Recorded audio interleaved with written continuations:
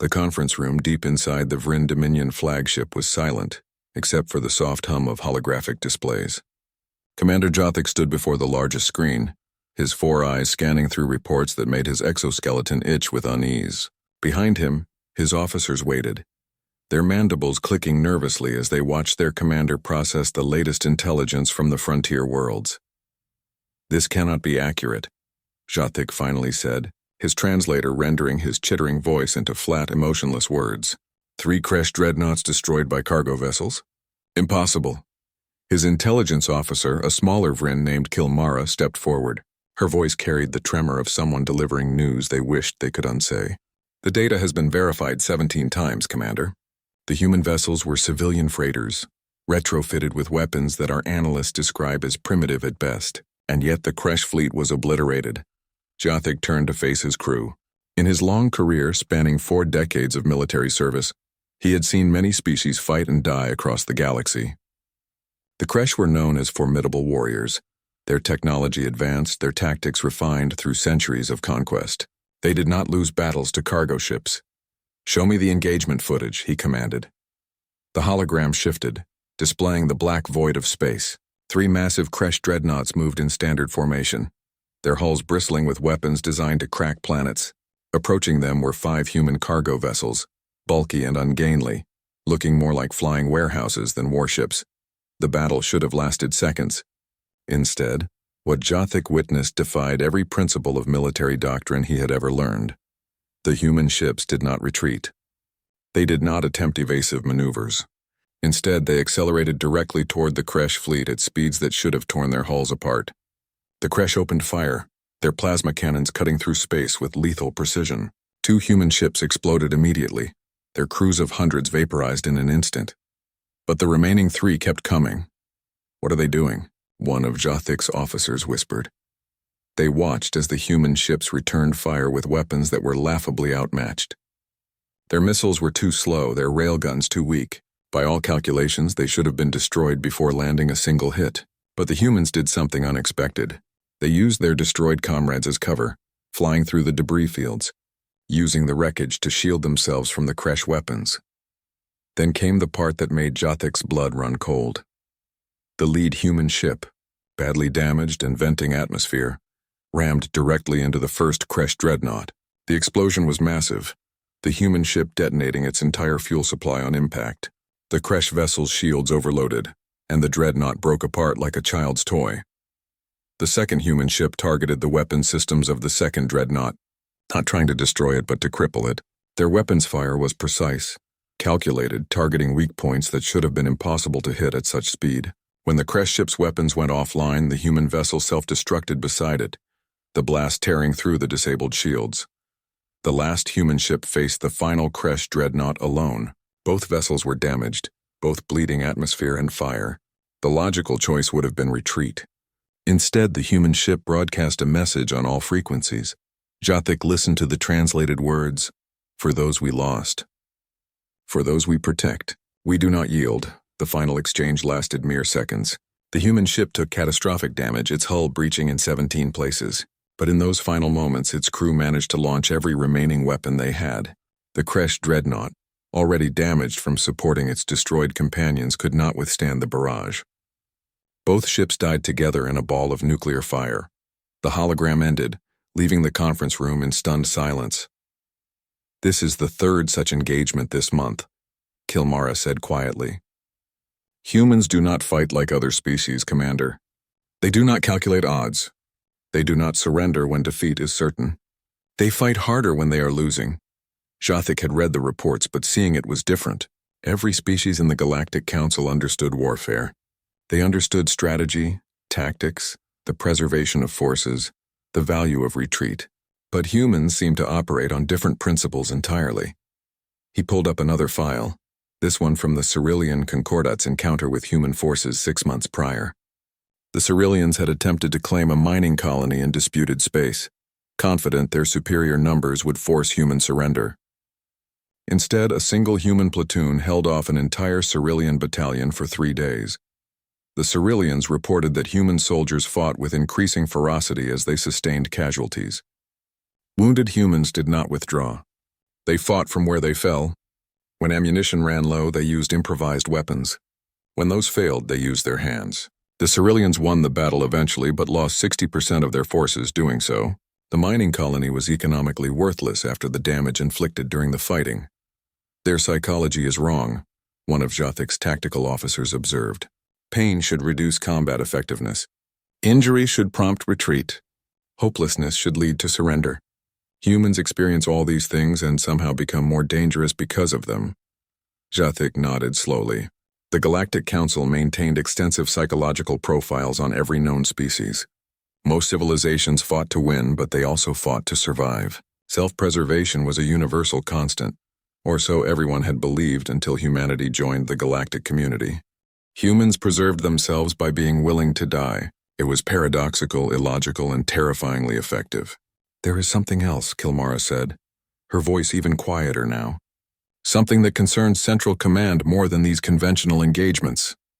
She activated a new display, this one showing not battle footage but intelligence reports, communication intercepts, and analysis documents marked with the highest security classifications. Jothic leaned forward, his primary eyes focusing on the data while his secondary eyes watched his crew's reactions. "We have been monitoring human military communications for standard intelligence purposes," Kilmara explained. "Standard force deployments, supply chains, fleet movements. Everything one would expect. But there are anomalies, Commander. Patterns that make no sense." The display showed a map of human military operations across their controlled space. Standard units were marked in blue, their movements tracked and predictable. But scattered across the map were gaps, blind spots where human forces appeared to be active, but no official units were deployed. "Pirates eliminated with no human ships in the sector," Kilmara continued. "Smuggling operations destroyed by forces that officially do not exist. Enemy installations sabotaged by soldiers who appear on no roster, belong to no regiment, and answer to no public chain of command." Jothic studied the patterns. At first they seemed random, but as his tactical mind processed the data, he saw the truth. These ghost forces appeared wherever human interests were threatened, but official military presence would cause diplomatic complications. They operated in the shadows of human military doctrine, effective but deniable. "Humans call them the vanishing units," Kilmara said, and her voice carried an edge of fear that Jothic had never heard from her before. "We have intercepted the designation in encrypted communications. We have found evidence of their actions, but we cannot find them. We cannot track them. We cannot even confirm they truly exist." One of the junior officers, a young Vryn who had only recently completed combat training, spoke up. "Perhaps they are simply rumors. Propaganda meant to frighten enemies. Many species use psychological warfare." Jothic wanted to believe that. He truly did. But he had not survived 4 decades of military service by ignoring evidence, no matter how disturbing. "Show them the Keltar incident," he ordered. Kilmara hesitated, then complied. The hologram displayed a remote outpost on a frozen moon, a Keltar listening station that had been monitoring human communications. The Keltar were neutral, their intelligence gathering tolerated by all parties as they sold information equally to anyone willing to pay. The footage showed the outpost operating normally. 53 Keltar personnel going about their duties, their sensors sweeping space for valuable data. Then in the span of 17 seconds, every Keltar in the facility died. The recording showed no attackers, no ships in orbit, no breach of the facility's hull. The Keltar simply collapsed one after another as if struck down by an invisible force. When Vryn investigators arrived 3 days later, they found the bodies and nothing else. No evidence of toxins, no sign of forced entry, no indication of what had killed an entire outpost. Except for one thing. In the facility's main computer, someone had left a message. "Stop listening to things not meant for your ears." The message was in perfect Keltar script. The computer showed no signs of being accessed. The security system showed no intruders. It was as if ghosts had written a warning and vanished back into nothing. "The Keltar have ceased all monitoring of human communications," Kilmara said. "They will not discuss what happened. They will not accept payment for information about humans. They are terrified." Jothic felt his own fear growing, a cold sensation spreading through his thorax. The Galactic Council had built its power on information, on understanding threats and calculating responses. But how did one calculate a response to an enemy that could not be seen, could not be tracked and might not even officially exist. Human conventional forces are already designated as high threat, he said slowly, thinking through the implications. Their soldiers are unpredictable, their tactics borderline suicidal. Their refusal to accept defeat makes them incredibly dangerous. We have adjusted our military doctrine to account for this. But if they have forces beyond their conventional military, forces that operate without restrictions or oversight. He did not finish the sentence. He did not need to. Every officer in the room understood the implications. An enemy you could see was dangerous. An enemy you could see and who refused to surrender was more dangerous. But an enemy you could not see, who struck from nowhere and vanished without trace, who might be watching from the shadows at any moment. That enemy was the most dangerous of all. What does Central Command recommend? Jothik asked. Kilmara's mandibles clicked in distress. They recommend we continue monitoring and gathering intelligence. But they also recommend we avoid direct confrontation with human interests whenever possible. The cost of defeating their conventional forces is already high. The cost of facing both their conventional forces and these vanishing units simultaneously may be more than the Dominion is willing to pay. Jothik looked at the holographic display one more time, at the map showing human territory, and the ghost-like patterns of the vanishing unit's suspected activities. Humanity had been part of the galactic community for less than 50 years, a newcomer by any measure. Most new species spent centuries learning their place, understanding the established order, accepting the reality of more advanced civilizations. But humans had never accepted reality when it did not suit them. They fought physics with stubbornness, biology with determination, and impossible odds with spite. And now, it seemed, they had created something that defied even the basic principle of being seen to exist. The Galactic Council feared Earth's army. That was already established, already accepted, already calculated into diplomatic and military planning. But the vanishing units represented something new, something that could not be calculated or planned for. How did one defend against shadows? How did one fight ghosts? Jothik did not know, and that ignorance terrified him more than any conventional threat ever could. The invasion of Earth began on a Tuesday morning, though Lieutenant Kira Okoye would not remember that detail until much later. What she would remember was the sky turning purple as Zalgothar hegemony ships tore through the atmosphere. Their arrival announced by sonic booms that shattered windows across 3 continents. Kira had been eating breakfast in the mess hall of the Lagos Defense Station when the alarm sounded. Her coffee cup hit the floor at the same moment her commanding officer's voice crackled over the intercom. Professional, but urgent. All personnel to battle stations. This was not a drill. The hegemony had decided that humanity's expansion needed to stop. They had assembled what their intelligence called an overwhelming force, designed to break Earth's military in a single devastating strike. They expected fierce resistance. They expected casualties. They expected to win within 72 hours. They had studied human conventional warfare extensively. They knew about humanity's refusal to surrender, their tendency to fight harder when wounded, their psychological profile that made them more dangerous when cornered. The hegemony had planned for all of it, building their strategy around containing and overwhelming human forces through superior technology and numbers. What they had not planned for was something they did not know existed. Kira's squad reached their defensive position in the ruins of what had been New Lagos's commercial district 3 hours into the invasion. The city was burning, the sky thick with smoke and the trails of missiles. Hegemony dropships had deployed shock troopers throughout the urban area.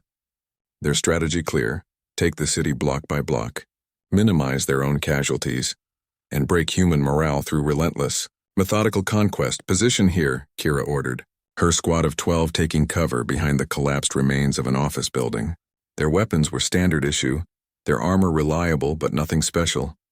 They were regular soldiers, trained and competent, but they faced an enemy with technology 50 years more advanced. The first hegemony shock troopers appeared at the end of the street, their plasma weapons glowing with deadly energy. They moved in perfect formation, their armor reflecting the firelight, their movements coordinated through neural links that made them operate like a single organism. Kira's squad opened fire. Their bullets found targets, but the hegemony armor was too strong. A few troopers fell, but more kept coming. The return fire was devastating. Plasma bolts burned through concrete like paper, and within minutes Kira had lost 3 soldiers. Fall back to secondary position, she ordered, her mind racing through tactical options. They were outgunned, outmatched, and running out of time. The hegemony troopers advanced steadily, their plasma weapons providing superior range and stopping power. Kira's squad retreated through the rubble, but the hegemony forces were everywhere. Every street, every alley, every route of escape was cut off. She found herself pinned in what had been a shopping center, her remaining 9 soldiers scattered among the ruins, the enemy closing in from 3 sides. She activated her command channel. Delta 7 to command, requesting immediate evacuation. Position is compromised. Enemy has superior numbers and firepower. The response came back within seconds, but it was not what she expected. The voice was her commanding officer, but there was something strange in his tone, something that sounded almost like fear. Evac denied. Delta 7. Harlequin protocol initiated. Keep your head down and do not, I repeat, do not engage any friendlies you cannot positively identify. Sir, what is Harlequin? The question died in her throat as the temperature dropped. It happened in seconds, the oppressive heat of the burning city replaced by cold that made her breath fog inside her helmet. Kira's suit sensors went haywire, showing temperature readings that made no sense, atmospheric pressure that should not be possible in open air. Through her scope, she watched the hegemony troopers advancing on her position. They were 20 meters away, 15, 10. They would overrun her position in seconds. Kira prepared to make her last stand, her finger tightening on the trigger. Then the hegemony soldiers stopped. They stopped advancing and started firing wildly at nothing. Their plasma weapons lit up the smoke-filled air, but they were not shooting at Kira's position. They were shooting at shadows, at empty air, at things that were not there, except things were there. Kira saw it through her scope, impossible but undeniable. The hegemony troopers were dying. One after another they fell, their weapons clattering to the ground, their bodies collapsing in ways that suggested violence but showed no visible wounds. No muzzle flashes lit the darkness. No sound of gunfire echoed through the ruins. Just the wet sound of something sharp meeting flesh, and the terrible efficiency of predators at work. The temperature continued to drop. Kira's hands were shaking now, though whether from cold or fear she could not tell. She watched as 37 hegemony shock troopers died in less than 2 minutes, killed by an enemy she could not see, could not hear, and could barely comprehend. Then, as suddenly as it had begun, the temperature normalized. The cold vanished, replaced by the heat of burning buildings. The impossible pressure readings on her suit returned to normal. The hegemony troopers lay dead in the street, their advanced armor unable to protect them from whatever had killed them. Kira stood slowly, her weapon raised, but her hands trembling. Her squad remained in cover, all of them having witnessed the same impossible event. The street was silent except for the distant sounds of battle elsewhere in the city. Movement caught her eye. A figure emerged from the smoke, walking casually through the carnage as if strolling through a park. The figure wore combat gear, but it matched no standard issue Kira had ever seen. The armor was matte black, seeming to absorb light rather than reflect it.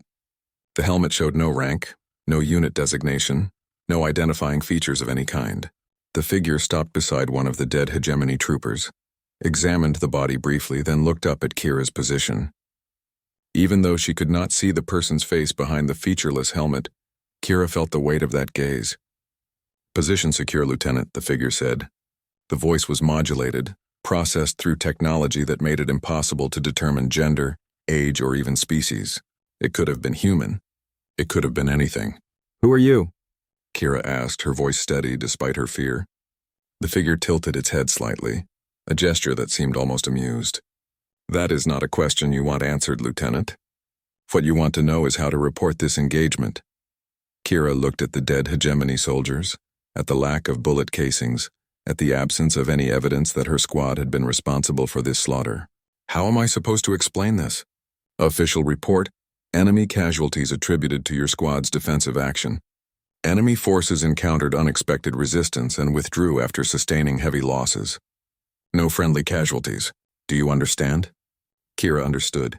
She understood that she was being asked to lie, to take credit for kills she had not made, to pretend that her squad of regular soldiers had defeated 37 elite shock troopers without losing a single person. She also understood that she had no choice. Understood. she said quietly. The figure nodded once. Good. Continue your mission, Lieutenant. Earth needs soldiers like you on the front lines. The figure paused, then added, But Earth needs soldiers like us in the shadows. Remember that. Before Kira could respond, the figure turned and walked back into the smoke. She watched it go, tracking the movement until the figure simply vanished. There one moment and gone the next, as if it had never existed at all. Kira's second-in-command, Sergeant Marcus Torres, approached cautiously. His face was pale, his eyes wide with shock. Lieutenant, what the hell was that? Kira looked at her sergeant, at her squad, at the dead hegemony soldiers. She thought about the official report she would have to file, the lies she would have to tell, the credit she would have to take for something she had not done. That, she said slowly, was not here. None of this happened the way we saw it. We engaged the enemy, we won, and we continue the mission. Clear? Torres hesitated, then nodded. The rest of the squad nodded as well. They all understood the message. Some things were not meant to be discussed, some truths were more dangerous than lies, and some victories were better left unexplained. The battle for New Lagos continued for 3 more days. Kira's squad fought bravely, held their positions, and contributed to the eventual human victory. But she never forgot that moment in the ruins, when something impossible had saved her life. And she was not alone.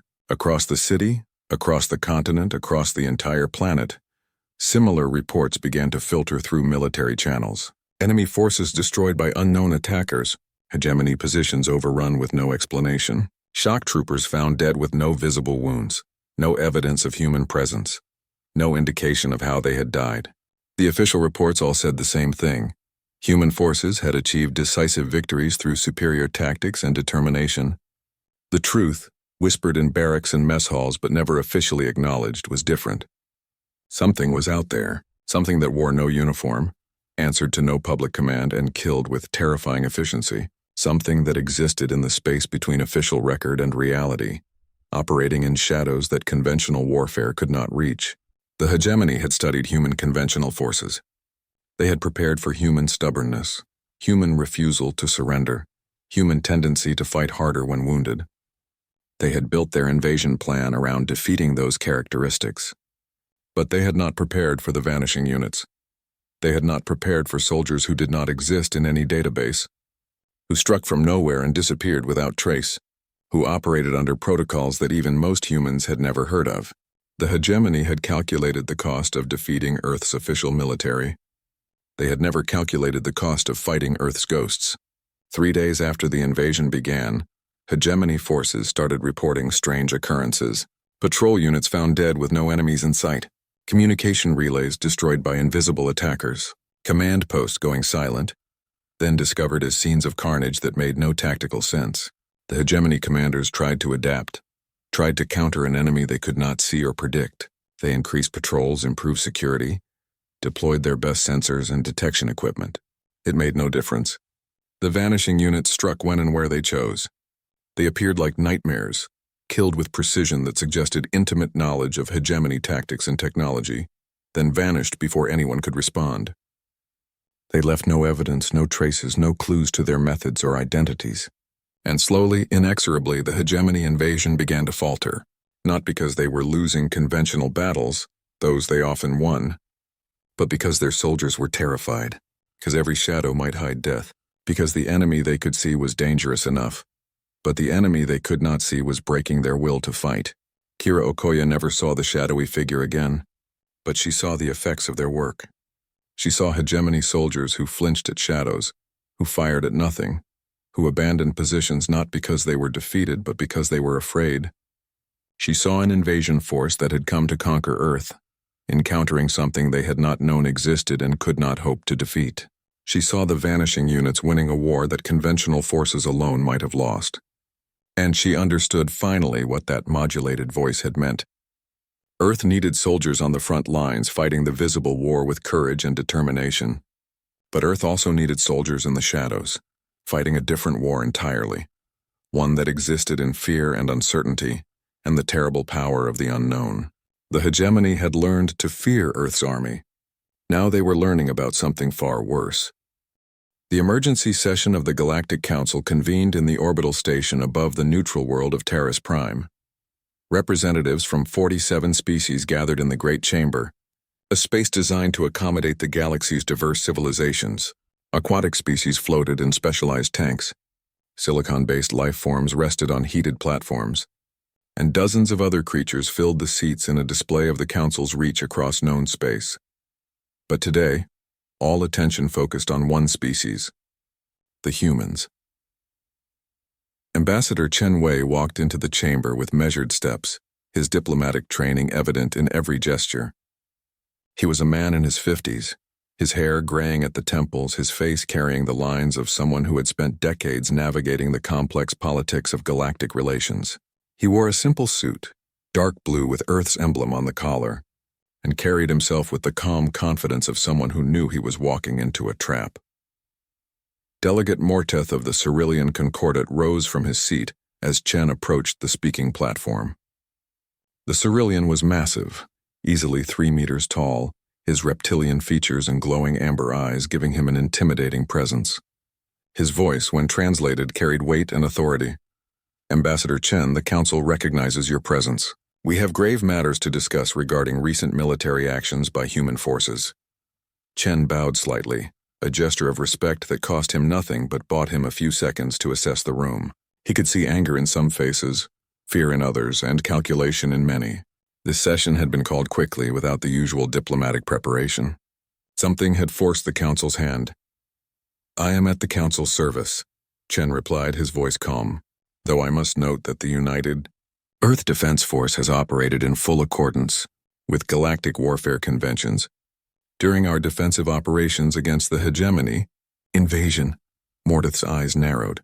"The hegemony invasion, yes. Let us discuss that." The hegemony committed significant forces to what they termed a containment action against human expansion. Their military analysis suggested a campaign lasting no more than 1 standard week. Instead, they sued for peace within 6 weeks, their forces broken, their military command in disarray. "Can you explain this unexpected outcome?" Chen allowed himself a small smile. "The hegemony underestimated human resolve. It is not the first time an aggressor has made that mistake, and I suspect it will not be the last." "Resolve," Morteth repeated, his translator making the word sound like an accusation. "Is that what you call it?" "Because the hegemony calls it something else. They call it terror. They call it warfare that violates every principle of honorable combat. They call it attacks by forces that should not exist." The chamber fell silent. Chen felt the weight of dozens of eyes upon him, species from across the galaxy waiting to see how he would respond. He had known this moment would come eventually. The vanishing units had been too effective, their actions too widespread, their impact too significant to remain unquestioned forever. "I am afraid I do not understand your implication, Delegate," Chen said carefully. "Human forces engaged in defensive operations using standard military tactics. If the hegemony found our defense unexpectedly effective, that speaks to their faulty intelligence, not to any unusual tactics on our part." Commander Jathik of the Vrin Dominion stood, his 4 eyes fixing on Chen with unsettling intensity. "Then explain, Ambassador, how 17 hegemony installations were neutralized simultaneously across 4 light-years of space. Your nearest registered fleet was 3 systems away. Your official military communications show no deployments in that region, and yet 17 installations heavily defended with thousands of troops were destroyed in the same hour." Chen kept his expression neutral. "I am afraid you are operating under false information, Commander. We had no forces in that region during the time frame you describe." "Precisely," Jathik said, his mandibles clicking in agitation. "You had no registered forces, no official deployments, no acknowledged military presence, and yet the installations were destroyed by someone. The hegemony survivors report attackers who appeared from nowhere, killed with precision and efficiency beyond even your conventional forces' capabilities, then vanished without trace. They report soldiers who wore no identifying marks, used technology that matches no known human equipment, and operated under protocols that even captured human prisoners had never heard of." The chamber erupted in murmurs, species whispering among themselves in dozens of languages. Chen could feel the moment slipping away from diplomatic control. They knew. Not everything, perhaps, but enough to ask the right questions. "Commander," Chen said, raising his voice slightly to be heard over the murmurs, Are you telling this council that the mighty Vryn Dominion is afraid of ghost stories? Every military has legends, tales told to frighten enemies and inspire troops. The hegemony suffered a humiliating defeat, and rather than accept responsibility for their failure, they create stories of invisible attackers. It is a tale as old as warfare itself. Mordeth slammed his fist on his podium, the sound echoing through the chamber. This is not a ghost story, Ambassador. We have evidence. We have testimony from hundreds of hegemony soldiers. We have surveillance footage showing static and interference at the exact moments of attack. We have bodies, Ambassador. Thousands of bodies killed by methods that leave no conventional traces. Chen felt a bead of sweat form on his brow, but did not wipe it away. Any nervous gesture would be noticed, analyzed, used against him. I cannot speak to hegemony failures in their own security protocols. If their installations were vulnerable to sabotage or internal conflicts, that is their concern, not humanity's. A new voice entered the discussion. Delegate Tilvara of the Kelsharan Collective, a species known for their analytical minds and neutral stance on most conflicts, activated her translation device. Ambassador Chen, we have conducted independent analysis of the incidents in question. The statistical probability of human forces being absent from 17 simultaneous attacks on hegemony positions, yet those positions being destroyed by methods consistent with human special operations tactics, is so infinitesimally small as to be impossible. Unless, of course, there are human forces that are not part of your official military structure. Chen noticed something then, a detail he had been trained to watch for in diplomatic negotiations. His hand had moved unconsciously to his collar, adjusting it slightly. It was an old tell, a habit from his younger days when lying had made him physically uncomfortable. He had thought he had conquered that weakness decades ago, but the stress of this confrontation had brought it back, and Jothik noticed. The Vryn commander's eyes focused on Chen's hand, and something like satisfaction crossed his alien features. The vanishing units, Jothik said quietly, but his voice carried in the silent chamber. That is what they are called, are they not? We have intercepted the designation in encrypted human communications. We have found evidence of their existence in operation reports that were deleted, but not thoroughly enough. We have tracked their activities across a dozen conflicts, always operating in the shadows, always deniable, always invisible until they strike. Chen felt the diplomatic ground crumbling beneath his feet. Denial was becoming impossible. Deflection was failing. The council had done their research, compiled their evidence, and reached conclusions that were uncomfortably close to the truth. He made a decision then, one that would have consequences far beyond this chamber. He could continue to deny, continue to deflect, and watch as the council's suspicions hardened into certainty. Or he could acknowledge the truth in a way that gave humanity control of the narrative. Every species, Chen said slowly, choosing his words with extreme care, has the right to defend itself by whatever means necessary. The galaxy is not a safe place. We all know this. Some species have advanced technology. Others have superior numbers. Some have psychic abilities or natural weapons. Humanity has ingenuity, determination, and yes, the will to do what is necessary to protect our people. That is not an answer, Morteth growled. It is the only answer I can give, Chen replied. You ask me to confirm the existence of forces that by their very nature cannot be confirmed. You ask me to make official what must remain unofficial. You ask me to expose methods and capabilities that, once exposed, lose their effectiveness. I cannot and will not do that. Tilvara leaned forward in her seat. Ambassador, this council has the right to know what threats exist in the galaxy. If humanity has developed military capabilities beyond what has been declared, that affects the security of every species here. We have treaties, agreements, protocols for military transparency. You cannot simply hide an entire branch of your military and expect the council to accept that. Chen met her gaze steadily. We hide nothing that we are required to disclose under galactic law. Our conventional forces are documented. Our fleet positions are reported. Our military expenditures are transparent. If there are other elements to human defense strategy, elements that operate outside conventional military structure, then they exist in the spaces that galactic law does not regulate. Convenient, Jothik observed. You exploit a loophole in galactic law to operate forces that the Council cannot monitor or control.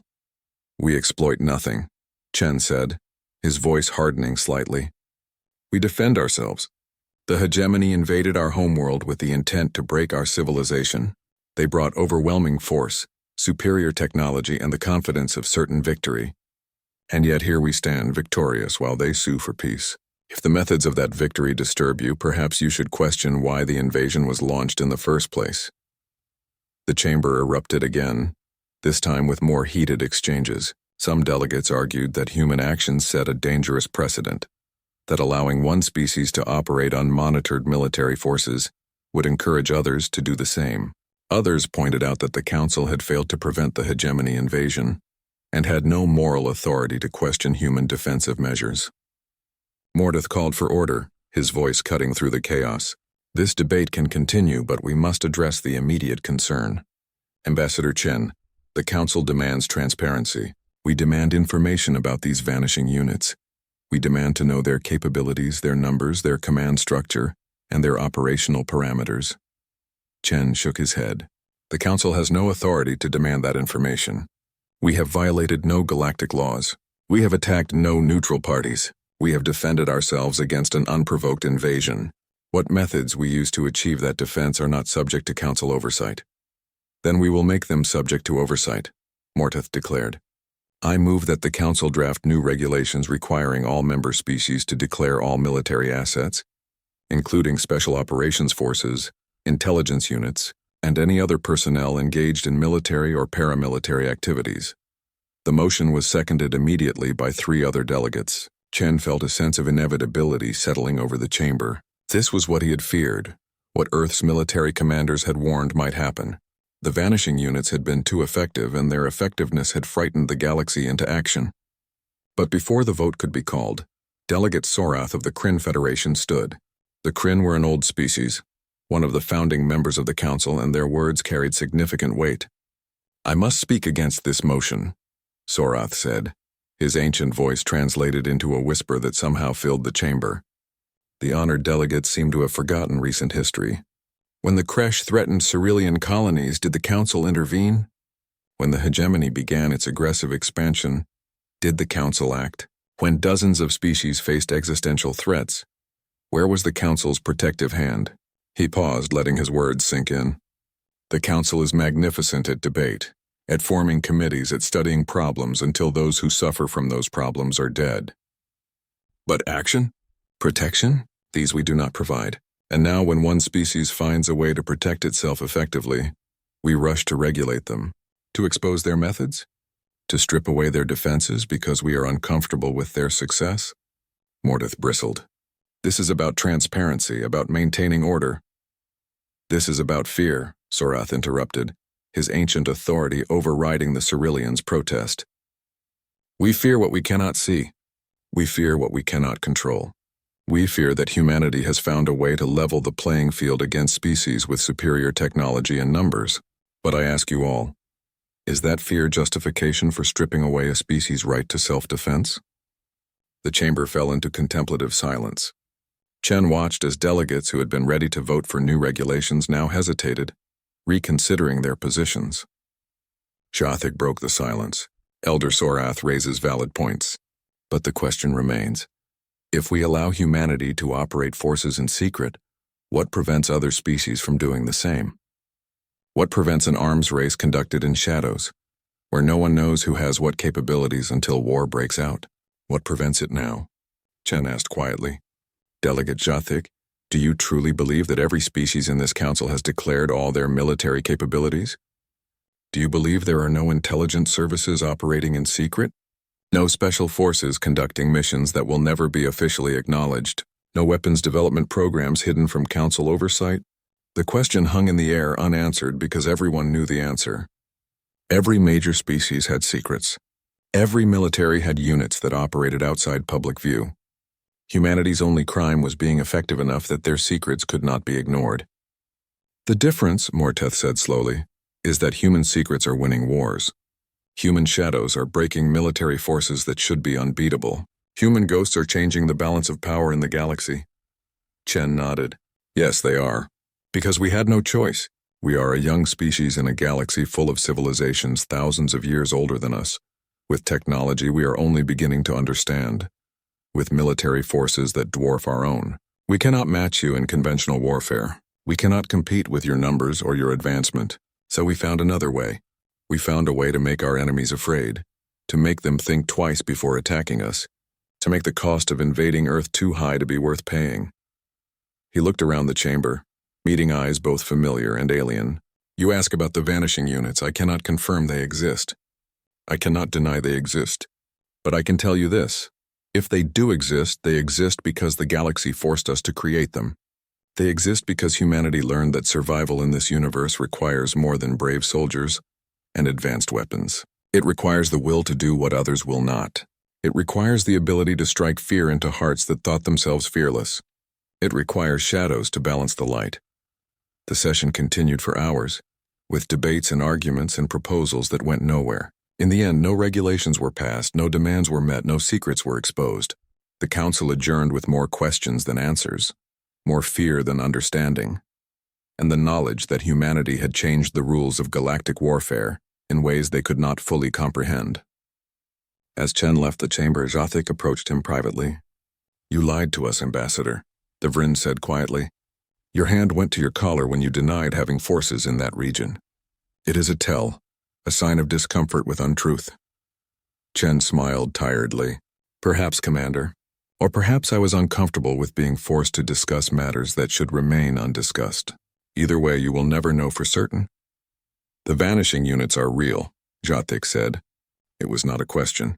Chen looked at the alien commander, this career military officer who had spent his life understanding warfare and threats. Commander, I will tell you something off the record. Something that will never appear in any official communication. The galaxy has always had shadows. It has always had secrets. It has always had forces that operated outside official channels. Humanity simply learned to use those shadows more effectively than most. Whether that disturbs you or not is irrelevant. What matters is that those who would threaten Earth now know that defeating our conventional forces is only the beginning. They know that shadows have teeth, and those teeth are sharp. Chen walked away, leaving Jothic standing in the corridor, contemplating a galaxy that had become more complicated, more dangerous, and infinitely more frightening than he had ever imagined. The Council had investigated. They had found answers, but those answers had only revealed how much they did not know and how powerless they were to change it. Earth's ghosts were real, and they were watching. The Antarctic ice stretched endlessly in all directions, a frozen wasteland where temperatures could kill an unprotected human in minutes. 3 kilometers beneath that ice, accessible only by a single heavily guarded elevator shaft, lay a facility that existed on no official maps and consumed power that was attributed to abandoned mining operations. General Sarah Kovac stood in the main briefing room, watching as soldiers filed in with the quiet efficiency of those who had learned that noise was an enemy. These were not ordinary soldiers. They wore no unit patches, no rank insignia, no identifying marks of any kind. Their uniforms were matte black, designed to absorb light and sensor sweeps. Their faces showed the marks of extensive training and harder experience. These were the vanishing units: Echo, Harlequin, Phantom, Wraith, and Poltergeist battalions. 573 operators who, according to every official record, were dead. Kovac herself was a legend in military circles, though few knew the full extent of her career. She had been a special forces operator before moving into command, had seen action on 4 continents and 6 colony worlds, and had more classified commendations than most generals had total medals. She had also been the one to propose the Vanishing Units program 8 years ago, when it became clear that conventional warfare alone would not be enough to protect humanity in a hostile galaxy. At ease, she said, as the last operator entered the room. The soldiers relaxed marginally, but never completely. They could not afford to. Their training had made relaxation a luxury they no longer fully possessed. The Council knows, Kovac said without preamble. She believed in respecting her people enough to give them truth without sugarcoating. Not everything, not details, but they know you exist. They know what you do, and they are afraid. A few operators exchanged glances. Most remained still, waiting for the implications to become clear. Ambassador Chen did well in the council session, Kovac continued. He neither confirmed nor denied your existence. He gave them no details, no operational information, nothing they could use. But the galaxy has seen your work now. The hegemony invasion broke because of you. 17 installations neutralized in one coordinated strike. Hundreds of enemy soldiers eliminated without leaving evidence. Terror tactics that broke a military force designed to conquer Earth. She pulled up a holographic display showing a galactic map. Red markers indicated locations where the Vanishing units had operated over the past 3 years. There were dozens of markers scattered across multiple star systems. "You have become too effective," Kovac said. "That sounds like praise, and in many ways it is. But effectiveness brings attention, and attention brings questions. Questions we cannot answer without compromising your operational security and, more importantly, your lives." Captain Marcus Webb raised his hand slightly. Kovac nodded at him. Webb was Harlequin 7, one of the most skilled operators in the program. He had been officially dead for 3 years, killed in a training accident that had been carefully staged. His family had mourned him. His name was on a memorial wall. And yet he stood here, alive, breathing, and responsible for operations that had saved thousands of human lives. "General, what are the rules of engagement going forward?" Webb asked. "If the Council is watching, if they are trying to track our operations, how do we continue to function?" It was a good question, the kind that showed why Webb had been selected for the program. The Vanishing units relied on invisibility, on the enemy's inability to confirm their existence. Once that invisibility was compromised, their effectiveness could be severely reduced. "The rules remain the same," Kovac said. "You operate in shadows. You leave no evidence. You remain ghosts. The difference is that now everyone knows ghosts are real. They just cannot prove where or when you will appear." She changed the holographic display to show intelligence reports from various galactic species. 3 species have withdrawn planned military actions against human interests in the past month. Not because our conventional forces defeated them, but because they are afraid of encountering you. 2 more species have requested peace talks, offering favorable terms just to ensure they do not become your targets. The Keltar have ceased all intelligence gathering on human activities after the outpost incident. "The outpost was necessary," said another operator, a woman with the designation Phantom 3. "They were selling our communication protocols to the hegemony. They endangered human lives." "I am not questioning the necessity," Kovac replied. "I am pointing out the effectiveness. You left 53 bodies and a message. No evidence of how you entered or left. No survivors to describe what they saw. Just fear. And that fear has changed galactic politics more than a dozen conventional military victories could have achieved."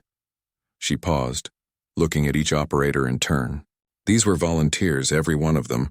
They had chosen this life knowing what it would cost, knowing they would lose their identities, their families, their very existence in the official world. They had made that sacrifice because they believed in protecting humanity by any means necessary.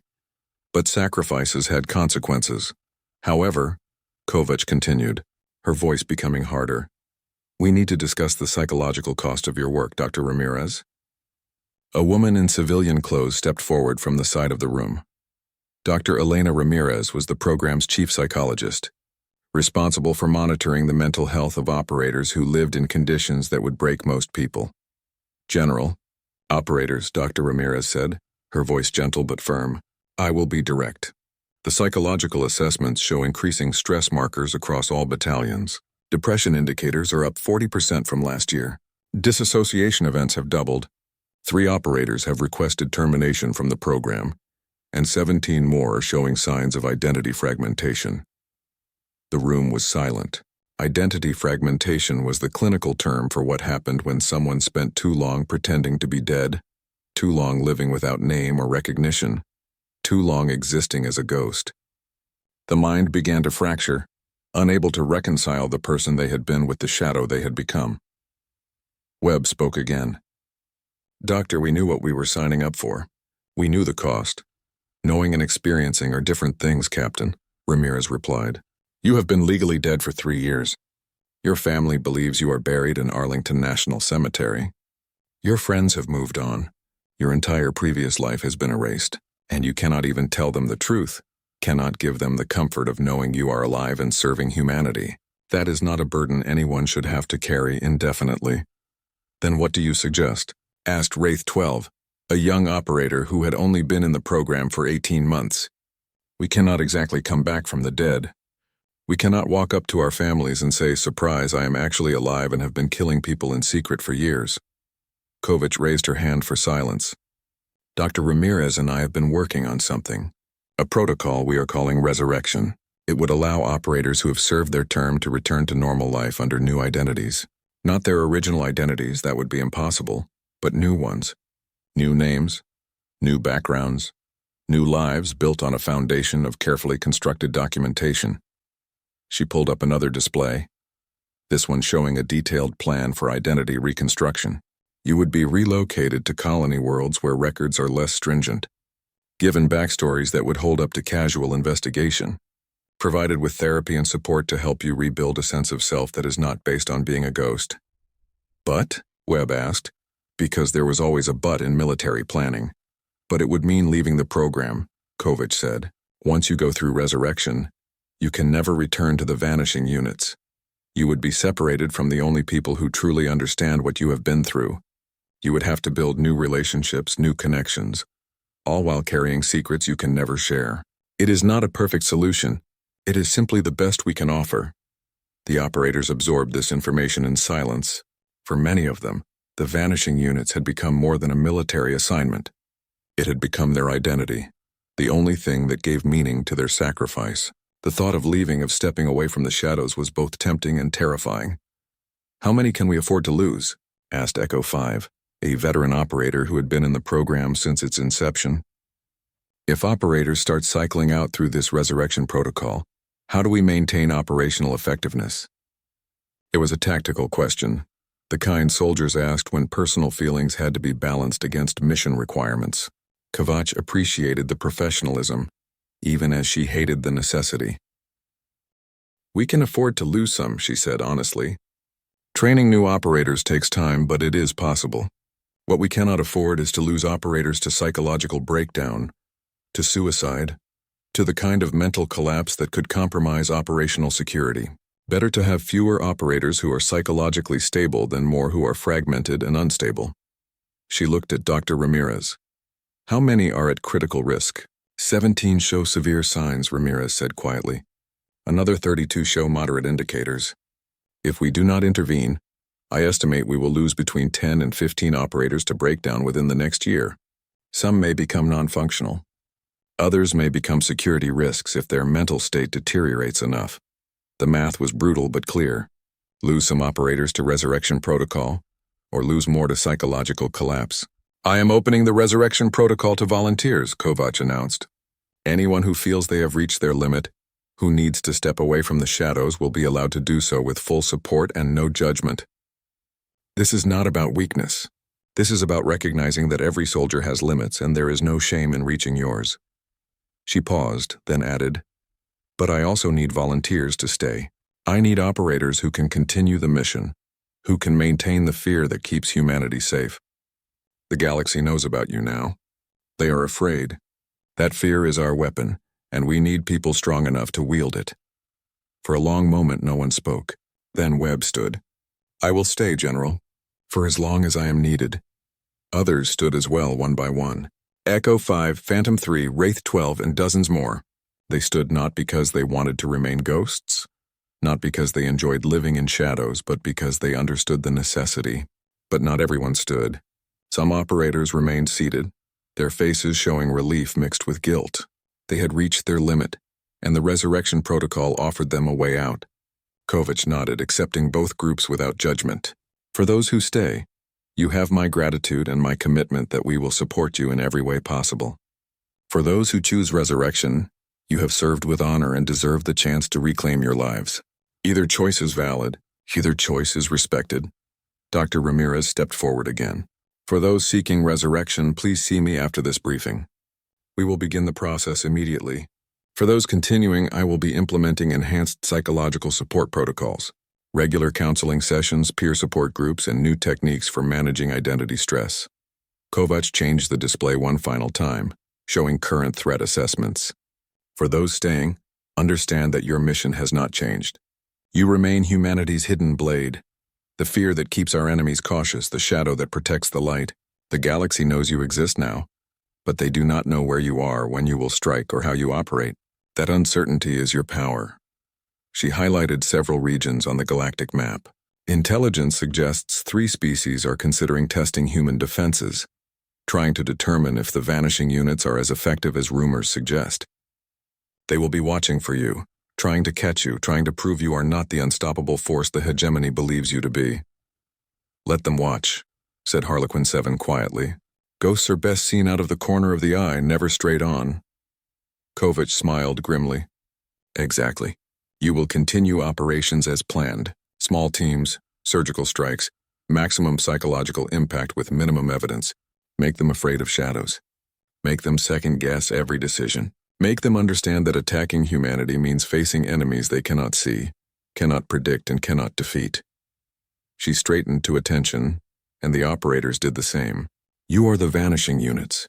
You are humanity's ghosts, our shadows, our hidden strength. The galaxy has learned to fear Earth's conventional army. Now they are learning about you. Make sure that fear is justified. Make sure they understand that humanity's shadows have teeth, and those teeth are sharp. Dismissed. The operators filed out silently, some heading to Dr. Ramirez to begin the resurrection process, others returning to their quarters to prepare for missions that would never officially happen. Kovach watched them go, feeling the weight of command settling heavily on her shoulders. She had created this program, had recruited these soldiers, had asked them to give up everything to become ghosts. Some had thrived in the shadows. Others had been consumed by them. And now, with the galaxy watching, she had to balance operational necessity against human cost. The vanishing units had saved humanity. They had broken the hegemony invasion, prevented countless conflicts, and established Earth as a power that could not be safely attacked. They had achieved everything Kovach had hoped for when she designed the program. But victory had a price, and that price was paid by people who existed only as shadows, fighting a war the galaxy barely acknowledged, sacrificing everything for a humanity that would never know their names. Kovach looked at the holographic display, at the map showing human territory and the countless threats surrounding it. The vanishing units would continue their work. Some operators would leave, seeking to reclaim their humanity. Others would stay, accepting their role as eternal ghosts. Either way, Earth's shadows would remain, watching, waiting, ready to defend humanity by means that conventional warfare could never achieve. The galaxy had learned about the vanishing units. Now they would learn what it meant to fight enemies who had already given up everything, including their own existence, for the cause they believed in. The Galactic Council chambers had seen many strange moments in its 1,000-year history, but what happened 6 weeks after the hegemony sued for peace would be remembered as one of the strangest. The hegemony delegation, representing a military power that had conquered 17 species and dominated 3 sectors of space, formally surrendered to a species they had invaded with confident superiority, but it was not the surrender itself that shocked the assembled delegates. It was the reason given. The hegemony ambassador, a proud warrior whose scales bore the scars of a dozen conflicts, spoke with a tremor in his voice that no translator could hide. We cannot continue this war, not because we lack the military capability, not because of casualties, though they were severe, but because our soldiers refuse to fight.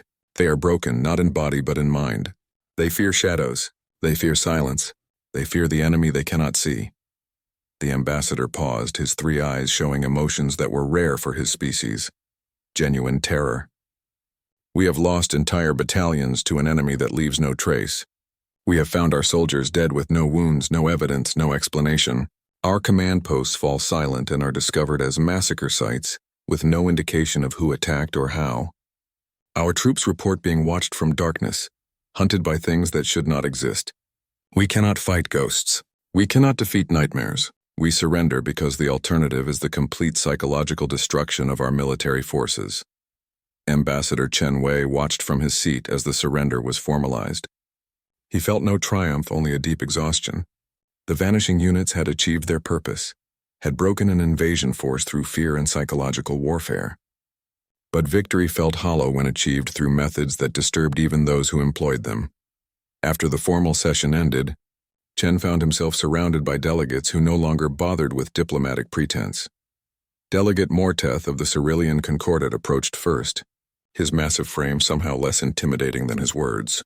The Concordat wishes to discuss acquiring the services of your vanishing units, Ambassador. We have territorial disputes that could be resolved with such capabilities. Name your price. Chen felt his blood turn to ice. They are not for sale, delegate. They are not mercenaries, then what are they? Demanded Thilvar of the Kelsharan Collective. If they are not mercenaries, if they are not regular military, what exactly are these shadows of yours? And more importantly, who controls them? Other delegates crowded closer, each with their own demands or offers. The Vryn wanted training in similar tactics. The Keltar offered vast sums for just one consultation with Vanishing unit operators. The Zarkon Dominion threatened sanctions unless humanity shared its ghost soldier technology. Chen raised his hands for silence, his diplomatic training barely sufficient to maintain composure. The Vanishing units are not a commodity to be traded or a service to be purchased. They exist solely for the defense of humanity and human interests. They are not available for hire, rent, or consultation, but they are real, Jothic said quietly from the edge of the crowd. You can no longer deny it, Ambassador. The hegemony surrender makes that clear. You have created something unprecedented, and the galaxy has a right to understand what it is. Chen looked across the sea of alien faces, seeing fear, greed, calculation, and curiosity in various combinations. The secret was out, not through official confirmation but through undeniable results. The galaxy knew humanity had shadow soldiers, ghost warriors who struck from nowhere and vanished without trace. I will say this once, Chen announced, his voice carrying through the crowd. The Vanishing units exist because humanity learned a hard lesson in our own history. We learned that sometimes the only way to prevent greater bloodshed is to become the thing that makes others choose peace over war. They are our reminder that we will do whatever is necessary to protect our own. And what happens when your nightmares decide they no longer wish to remain hidden? Mordeth asked. What happens when your shadows want to step into the light? When your ghost soldiers decide they want recognition? Want glory, want the things that normal soldiers receive? The question struck deeper than the Cerulean knew. Chen had asked the same thing of General Kovach in their encrypted communication just days before. The answer still haunted him. That, Chen said carefully, is a matter of human internal policy and not subject to council inquiry. But the question lingered in his mind as he left the chambers. What happened when ghosts wanted to be human again? What happened when soldiers who had given up everything, including their own identities, wanted to reclaim what they had sacrificed? The answer came faster than anyone expected. 3 days after the council session, Chen received an urgent encrypted call from General Kovach. Her face on the screen showed stress lines that had not been there before. We have a problem, Kovach said without preamble. Some of the operators are asking to come home, not through resurrection protocol, not with new identities, but as themselves. They want to stop being ghosts. Chen felt a headache forming behind his eyes. That is impossible. They are legally dead. Their families have mourned them. Records have been erased. They cannot simply come back. I know that, Kovach snapped, her composure cracking slightly. But knowing and accepting are different things. These people have sacrificed everything, Chen. They gave up their lives, their identities, their very existence to protect humanity. And now they are asking for the one thing we cannot give them, their lives back. Chen was quiet for a moment, thinking through the implications. How many? 17 want immediate termination and return. 32 more are showing signs of severe psychological stress. Dr. Ramirez believes we will lose at least 10 operators to complete breakdown within months if we do not do something. The resurrection protocol is not enough for everyone, Kovach interrupted. Some operators do not want new lives. They want their old lives. They want to go home to their families, to their friends, to the people who think they are dead. They want to stop living in shadows. Chen rubbed his temples. And if we let them, if we somehow bring them back, explain it as mistakes in death notifications, as missions so classified that even their deaths were covers. The questions that would raise, the investigations that would follow, would expose the entire program, Kovach finished. I know, but Chen, these are people. Human beings who have done terrible things for good reasons, who have become monsters to protect those they love, who have given up everything and are now realizing the price was too high. Can we afford to let them go? Chen asked, hating himself for framing it in those terms but knowing the question needed to be asked. Operationally, I mean. Can the program survive losing that many people? Kovach was silent for a long moment. When she spoke, her voice was heavy with resignation. Can we afford not to? They are still human, Chen. We asked them to become ghosts to save humanity. But ghosts eventually want to be human again.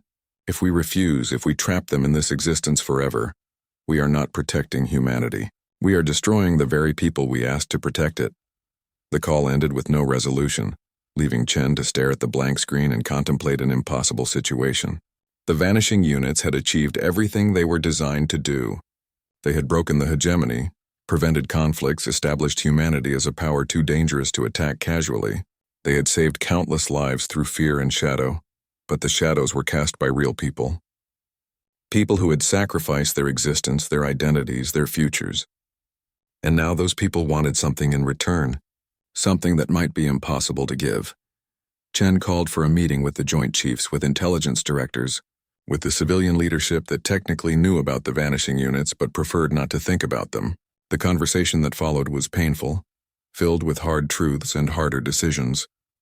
"We cannot let them return," argued Admiral Petrov, the head of naval operations. "The security risk is too great. If even one operator talks, if even one ghost reveals the truth, the entire program collapses.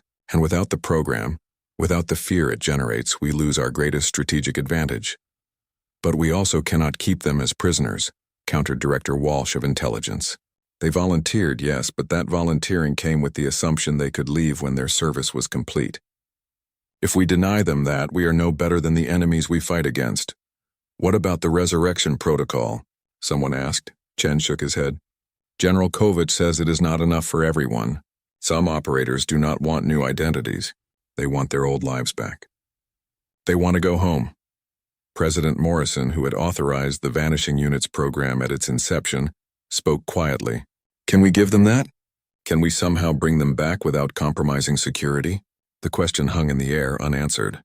How did you resurrect someone whose death was a matter of official record? How did you explain to families that their loved one had been alive all this time, serving in a program so secret that even their existence had to be denied? How did you maintain operational security when the operators themselves wanted to step into the light? "There might be a way," Chen said slowly, an idea forming. "Not perfect, but possible. We could stage discoveries. Bodies that were misidentified. Prisoners of war who were thought dead but were actually in enemy hands. Soldiers who were in such deep cover that even their own military thought them dead. We build a narrative, a believable story, and we bring them back slowly, carefully, in ways that do not trigger investigations." The operators departed within the hour, vanishing into the black as they had been trained to do. They would complete the mission, eliminate the threat, and disappear without trace. The Krill would find their people dead and no fear. They would withdraw, reconsider, and decide that perhaps testing Earth's defenses was not worth the cost. And the vanishing units would add another victory to their unofficial record, another conflict prevented, another threat neutralized, all while remaining ghosts, shadows, nightmares that existed in the space between official reality and actual truth. Kovach closed the display and walked through the empty corridors of the facility. She passed quarters where operators slept fitfully, always ready to deploy, always carrying the weight of what they had become. She passed training rooms where new recruits learned to move without sound, to kill without evidence, to become the shadows that humanity needed. She reached her office and sat down, pulling up a file that she kept encrypted, even from most classified systems. It was a list of names. Every operator who had ever served in the vanishing units. Living, dead, returned, broken, and still serving. 573 names when the program started. 412 still in service. 93 through resurrection protocol, living new lives under new identities. 41 returned to their old lives, trying to be people they no longer were. 27 dead in operations that had never officially occurred. Each name represented a person who had chosen to become a ghost. Each represented a sacrifice that most humans would never know about, never understand, never appreciate. Kovach had created this program believing it was necessary. 8 years later, she still believed that. The vanishing units had saved humanity from invasions, from conflicts that would have cost millions of lives, from enemies that conventional forces could not defeat. But she also knew the cost. Not just in lives lost or identities erased, but in souls consumed by the shadows they inhabited, in people who could never fully return to the light, even when given the chance, in families who got their loved ones back, only to discover that the person who returned was not quite the person they had lost. A message appeared on her screen. Ambassador Chen, marked urgent. She opened it and read, "Council vote tomorrow on mandatory military transparency regulations. They are going to force all species to declare special operations units. We will have to choose. Expose the vanishing units or defy the Council and face sanctions." Kovach stared at the message, feeling the weight of 8 years of impossible decisions pressing down on her. The Council wanted answers. The galaxy wanted proof. Everyone wanted to drag humanity's shadows into the light, to examine them, to understand them, to regulate them. But shadows could not exist in light. The moment the vanishing units were officially acknowledged, they would lose their power. Fear required uncertainty. Terror required the unknown. Once the enemy knew exactly what they faced, knew the numbers and capabilities and limitations, the psychological advantage would vanish. She typed a response. "We cannot expose them. The program only works because it exists in doubt. The moment we confirm details, we lose everything we have built." Chen's reply came quickly. "Then we defy the Council, face sanctions, possible trade restrictions, diplomatic isolation. The cost could be severe." Kovach thought about the operators still in the field, still fighting in shadows, still being the nightmares that kept humanity safe. She thought about those who had returned, carrying scars that would never heal. She thought about the future threats that would come, the enemies that would test Earth's defenses, the conflicts that would require soldiers willing to become ghosts. "The cost is already severe," she typed. "We pay it in the souls of our operators, in the families who mourn people who are not dead, in the psychological destruction of people who gave up everything. If we expose them now, if we drag them into the light, their sacrifice becomes meaningless. We face the Council sanctions. We protect the shadows." Chen's response was a single word. "Agreed." The next day, in the Galactic Council chambers, Ambassador Chen Wei stood before the assembled delegates and spoke words that would change humanity's relationship with the galaxy. "The Council has demanded transparency regarding Special Operations Forces. The Council wants humanity to expose its methods, its capabilities, its secrets. The Council wants to regulate what it fears." Chen paused, looking across the sea of alien faces. "The answer is no." The chamber erupted in protests, demands, threats. Mortith's voice rose above the others. "You cannot simply refuse, Ambassador. The Council has the authority. The Council has the authority granted to it by its members," Chen interrupted.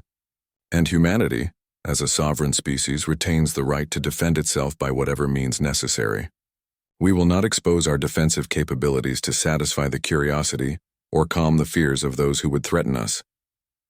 This will have consequences," Jothic warned. "Trade sanctions. Diplomatic isolation. The Council will not accept such defiance," Chen nodded. "Then we accept those consequences. Humanity has faced worse and survived.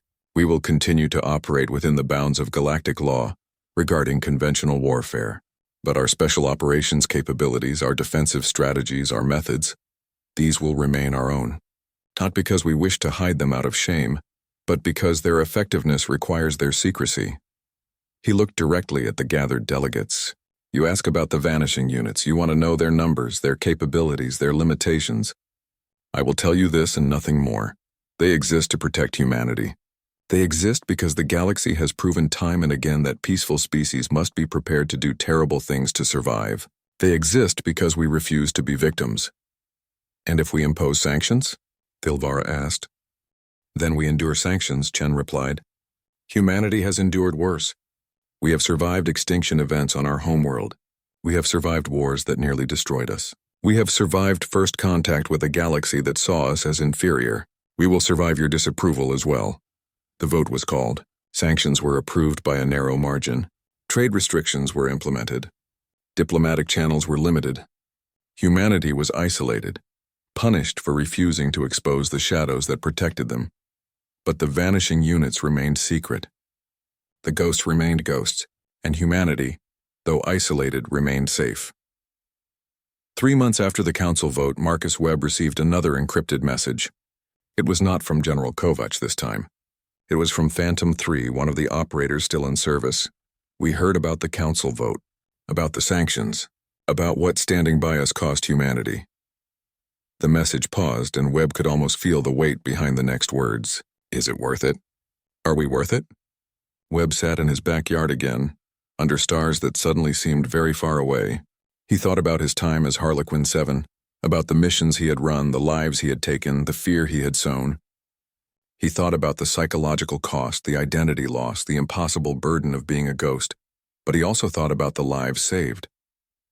The conflicts prevented. The invasions stopped before they began. The countless humans who slept safely because nightmares stood guard in the darkness. He typed slowly, carefully, trying to put into words what he had learned from being a shadow and returning to the light. You ask if you are worth the cost. I cannot answer that. What I can tell you is this. You have saved more lives than you have taken.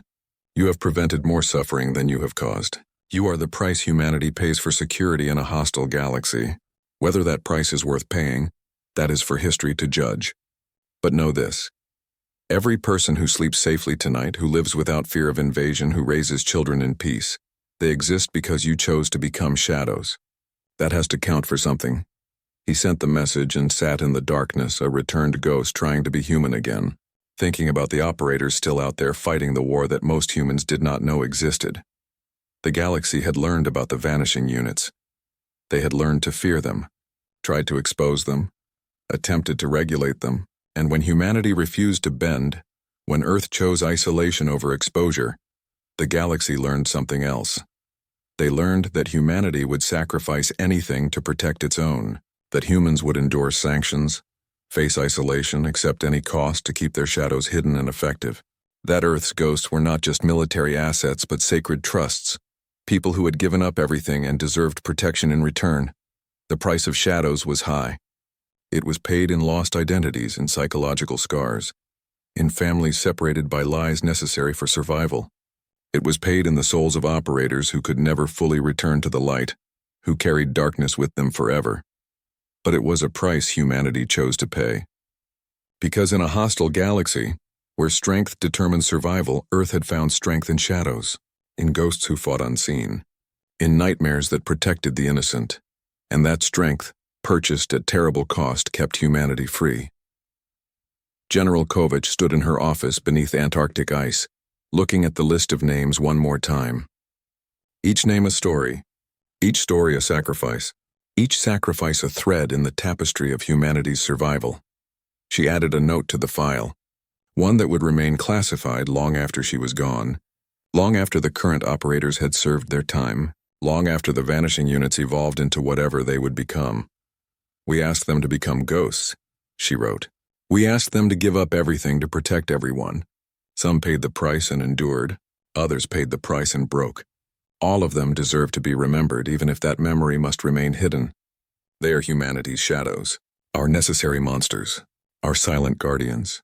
And the galaxy fears them because they represent our absolute commitment to survival. Whatever the cost, whatever the sacrifice, whatever we must become, we endure.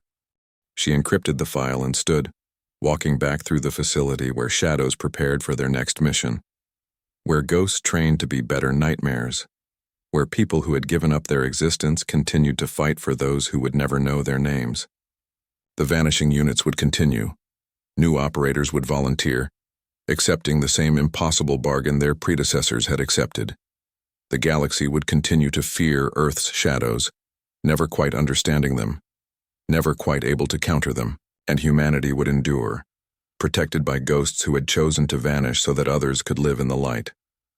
That was the price of shadows, and humanity, for better or worse, had chosen to pay it.